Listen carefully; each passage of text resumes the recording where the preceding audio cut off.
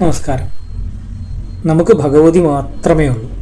നമ്മൾ വിചാരിക്കും അച്ഛനുണ്ട്, അമ്മയുണ്ട്, മക്കളുണ്ട്, ഭാര്യയുണ്ട്, ഭർത്താവുണ്ട്, സഹോദരനുണ്ട്, സഹോദരിയുണ്ട്, നിയമമുണ്ട്, കോടതിയുണ്ട്, ഗവൺമെൻറ് ഉണ്ട്, സെൻട്രൽ ഗവൺമെൻറ് ഉണ്ട്, സ്റ്റേറ്റ് ഗവൺമെൻറ് ഉണ്ട് എന്നൊക്കെ വിചാരിക്കും. പക്ഷേ സത്യത്തിൽ നമ്മുടെ കൂടെ ഭഗവതി മാത്രമേ ഉള്ളൂ. അതാണ് സത്യം. ഇത് മനസ്സിലാക്കി തരുന്ന 3 നാമങ്ങളാണ് ചിദഗ്നികുണ്ഡ സംഭൂത, ദേവകാര്യസമുദ്ധ്യത, ഉദ്യൽഭാനു സഹസ്രാഭ. ഈ 3 നാമങ്ങൾ ഭഗവതിയുടെ പുരാണങ്ങൾ അതേപോലെ പകർത്തിയിരിക്കുന്ന 3 നാമങ്ങളാണിത്. ഭണ്ഡാസുരനെ വധിച്ചേ പറ്റൂ. അതിന് ഭഗവതി എഴുന്നള്ളണം. വേറെ ആരുടെ അടുത്തും യാതൊരു രക്ഷയും കിട്ടാതായപ്പോൾ ദേവന്മാർ എല്ലാവരും ചേർന്നിട്ട് ഭഗവതിയെ പ്രത്യക്ഷപ്പെടുത്തുകയാണ്. ആ ഭാഗമാണിത്. ഭണ്ഡാസുരൻ ആരാണ്? സതീദേവി പുനർജനിച്ച് പാർവതീദേവിയായി. പക്ഷേ ഭഗവാൻ കഠിനമായ തപസ്സിലാണ്. ഉണർത്തുവാൻ വേണ്ടി കാമദേവനെ നിയോഗിച്ചു. കാമദേവൻ ഭഗവാന്റെ തൃക്കണ്ണാൽ ദഹിക്കപ്പെട്ടു. ചാരം പോലും പ്രശ്നമാണ്. ചാരത്തിൽ നിന്ന് ഭണ്ഡാസുരൻ, ഭണ്ഡമെന്ന് പറഞ്ഞാൽ ഈഗോ, വെറും ഈഗോ അല്ല, സൂപ്പർ ഈഗോ, ഞാൻ ഞാൻ ഞാൻ എന്ന ഭാവത്തിൻ്റെ അങ്ങേയറ്റം, അങ്ങനെയുള്ള ഈഗോ, സൂപ്പർ ഈഗോ ആയിട്ടുള്ള ഭണ്ഡാസുരൻ ഉണ്ടായി. ഭണ്ഡാസുരൻ പതിവ് പോലെ ദേവന്മാരെ എല്ലാം പരാജയപ്പെടുത്തി. ദേവന്മാരില്ലാതാകുമ്പോൾ ഈ പ്രപഞ്ചത്തിൻ്റെ താളം തെറ്റി.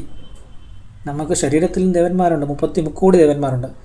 ഈ 3 നാമങ്ങളെ പ്രത്യേകം പിരിച്ച് വ്യാഖ്യാനിക്കുന്ന സമയത്ത്, അറിവുകൾ പങ്കുവെക്കുന്ന സമയത്ത് നമ്മൾ അതിനെക്കുറിച്ച് പറയാം. ഇപ്പോൾ ദേവന്മാർ ബ്രഹ്മവിഷ്ണു മഹേശ്വരന്മാരെടുത്ത് എന്നും രക്ഷയില്ല. അവസാനം പരാശക്തിയെ അഭയം പ്രാപിക്കുകയാണ്. പരാശക്തിയെ അഭയം പ്രാപിച്ച് തപസ് ചെയ്തു. 10,000 കൊല്ലം തപസ് ചെയ്തു. യാതൊരു രക്ഷയില്ല. പിന്നെ തപസ്സിന് ശേഷം യാഗത്തിലേക്ക് കടക്കുകയാണ്. എങ്ങനെയുള്ള യാഗമാണ്? ആ യാഗത്തിൽ ഏതാണ്ട് 1 യോജന വിസ്താരമുള്ള വലിയൊരു യാഗകുണ്ഡത്തിൽ യാഗം നടത്തുകയാണ്. എന്നിട്ട് ഏതാണ്ട് 13 കിലോമീറ്റർ വ്യാസം വിസ്താരമുള്ള ആ യാഗകുണ്ഡത്തിൽ യാഗം തുടങ്ങി. പക്ഷേ എന്നിട്ടും ഭഗവതി പ്രത്യക്ഷപ്പെടുന്നില്ല. അവസാനം ആത്മാഹുതി, ശരീരത്തിൽ നിന്ന് മാംസമൊക്കെ അറുത്തെടുത്ത് അവനവൻ്റെ ഉള്ളിലെ ഈഗോ എടുത്ത് ഹോമിച്ചു തുടങ്ങിയപ്പോൾ, ആത്മാഹുതി തുടങ്ങിയപ്പോൾ ഭഗവതി പ്രത്യക്ഷപ്പെടുകയാണ്.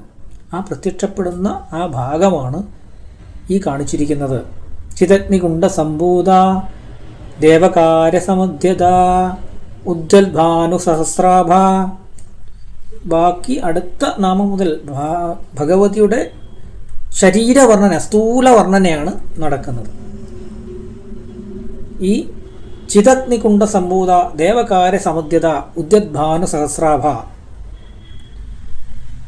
13 കിലോമീറ്റർ വ്യാസമുള്ള ആ ഒരു വലിയ അഗ്നികുണ്ഡത്തിൽ നിന്നും ദേവകാര്യത്തിനായി ഭഗവതി